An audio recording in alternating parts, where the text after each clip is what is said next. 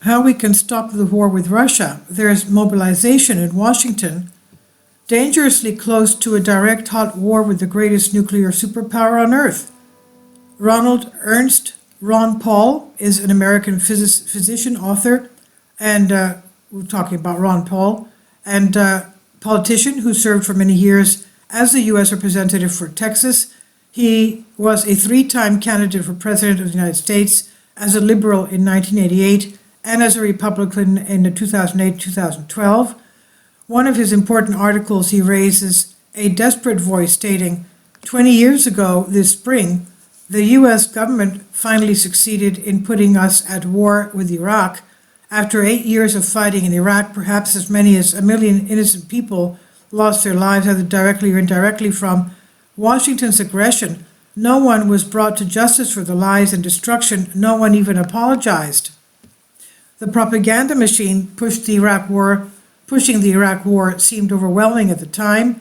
Several congressional colleagues began to open communications across party lines to seek a way to stop the war, from conservatives like the late Congressman Walter Jones and Congressman John Duncan, to progressives like Congressman Dennis Kucinich and Congressman Jim McGovern, and so many others. We began to strategize.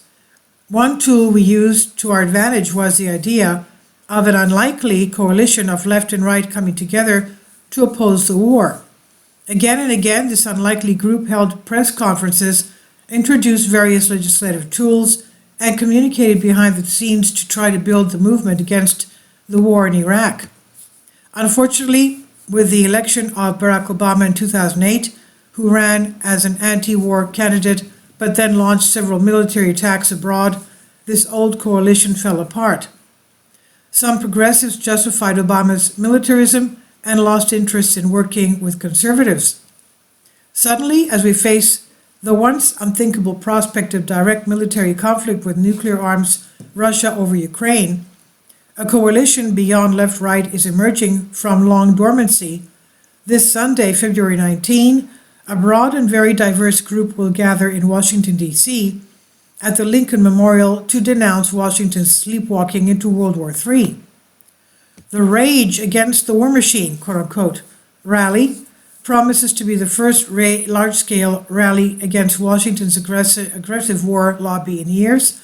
I look forward to sharing the stage with my good friends and former House colleagues Dennis Kucinich and Tulsi Gabbard, as well as my good friend and colleague Judge Andrew Napolitano, and many more speakers from across the political spectrum. Many of us are watching with concern as the Biden administration, with the enthusiastic support of many congressional Republicans, continually escalates its involvement in the Russian-Ukraine conflict and is now dangerously close to a direct hot war with the largest nuclear superpower on earth. How did we get here? Where are the reasonable voices and cooler heads? I hope as many people as possible will join us and continue to rally for this important cause. We must unite as much as we can. No war with Russia. This is Ron Paul's article. This is a translated for you from a Greek article. Please leave your comments and thank you for your support. Kindly support my Patreon account. The daily posts are 5 videos daily, and they are totally different from what I have on my YouTube channel. Thank you so much for your support and that you find all my content so interesting. You'll find the Patreon account details in the description box.